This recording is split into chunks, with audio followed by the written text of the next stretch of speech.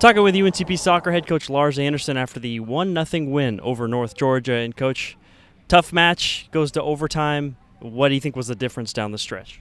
Well, I think when you do the little things right, and coming in this game, we've had a couple of matches where I felt like the margin of error was very little. We have a lot of new players. We obviously dealt with, as I've said many times before, some time off from the game due to Hurricane Florence, and we couldn't just get all the, get it all lined up just right. But today, the scouting report was spot on. The players applied the scouting report.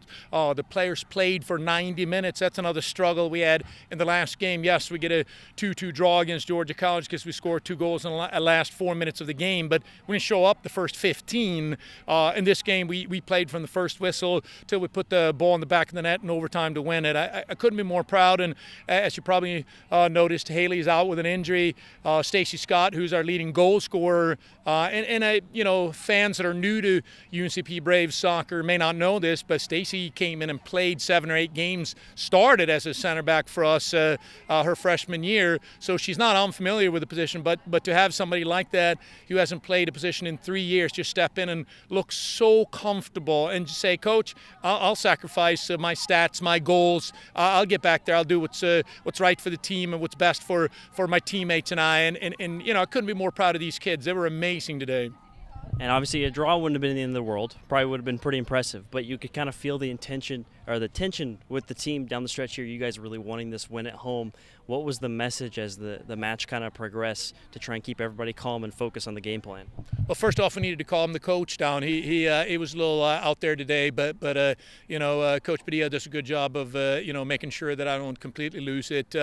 Let's say I had a few disagreements with a ref, but again, he had no major impact on the game. He did his job and I did mine. But I think the message here is, which it always has been in the 18 years that I've been here, we're going to gamble. We don't go into overtime. We will never. The day a program that I coach, that I'm responsible for, goes into overtime and says, let's just get a draw, that's good enough for us, then it's ready. It's time for me to step aside. When we go into overtime, the first thing I say to the players is, we are not here to come out with a tie. We are not satisfied with a tie. We are going to win this game, and we expect to win this game, and I think that's a tradition that we've had here for a long time, and I couldn't be more proud of the players. They've bought into that for a number of generations of players now, and that just trickles on down from the older players to the younger players. They know UNC Pembroke goes in overtime. We believe we're fitter than other teams, and we believe that we just we want it a little bit more. And then you have the LREMC magic, and what it is, I can't tell you, but it's there and it's real and it's happening. That's right. You still have not allowed a goal at home. You're still undefeated at home this season, and obviously this one was critical for the Peach Belt standings.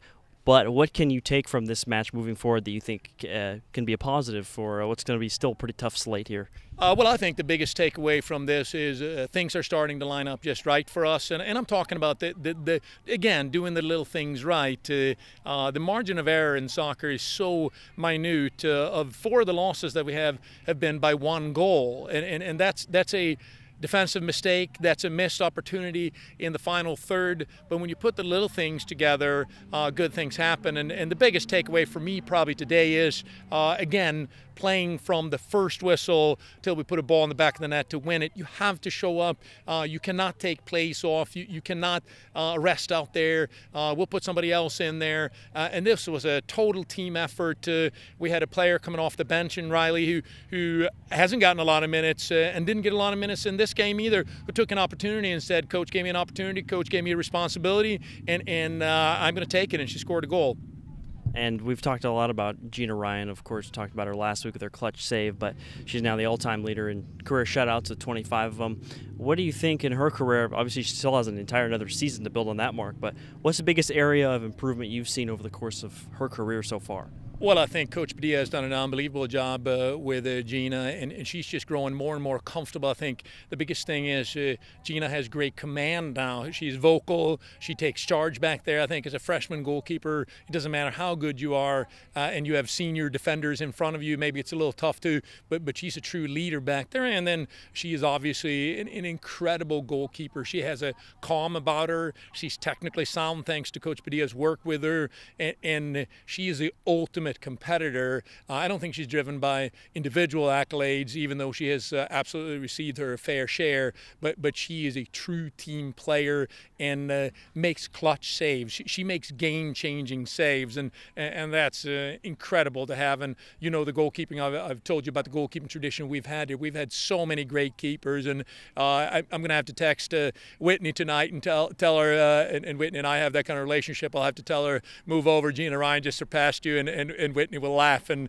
obviously Whitney is one of our two women's soccer players who are in the UNCP Hall of Fame, so she'll take that with a grain of salt. But I will have to tell her that Gina is now the all-time shutout leader in the history of UNCP women's soccer. Well, we're looking forward to Friday's match, but congratulations. Appreciate your time. Thank you, Chris.